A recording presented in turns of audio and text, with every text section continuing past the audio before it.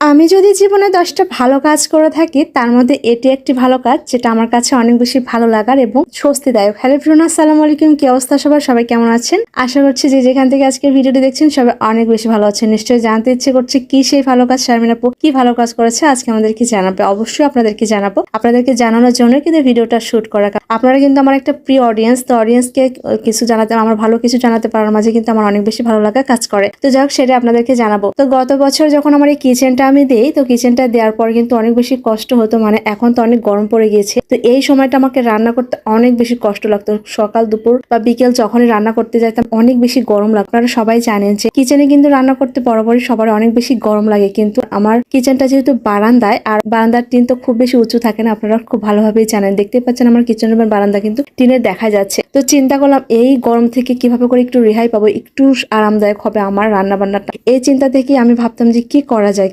তো আমি যখনই রান্না করতাম খুবই খারাপ লাগতো, খুবই কষ্ট হতো, কারণ দীর্ঘক্ষণ এখানে স্টে করতে হতো। আর আমরা যারা ব্লগার তারা কিন্তু 1 ঘন্টা রান্না কিন্তু 1.5 ঘন্টা করে লাগে, কারণ হচ্ছে আমাদের ভিডিও শুট করতে হয়। ভিডিও শুট করতে গেলে কিন্তু বরাবরই রান্না করতে অনেক বেশি দেরি হয়ে যায়, কারণ আমরা অনেক বেশি টিপটাপ করে রান্না করি, অডিয়েন্সকে সেগুলো দেখাতে হয়। তো সেগুলো দেখাতে গেলে নর্মালি দেরি হবে, আর দেরি হলে কিন্তু গরমটা কি বেশি লাগবে। তো হাজবেন্ডকে বলে দিয়েছিলাম যে রান্নাঘরে এমন একটা ব্যবস্থা করে দাও যাতে করে আমার গরমটা একটু কম লাগে, একটু সিলিং করে দিলে মনে হয় বেটার হবে, দেখতেও ভালো লাগবে, আবার আমার কষ্টটাও কিন্তু কম হবে। তো আমার হাজবেন্ড প্রথমে রাজি না হলেও দেখা যাচ্ছে পরবর্তীতে রাজি হয়েছিল, বাট একটু লেট হচ্ছিল। তো আমি নিয়ত করেছিলাম যে আমি ফেসবুকের প্রথম ইনকামের যে টাকাটা পাবো, সেই টাকাটা পাওয়ার পর আমি কিন্তু এই সিলিংটা করবো, এরকম ভাবে প্রস্তাব দিয়েছিলাম। সে বলেছিল আচ্ছা ঠিক আছে।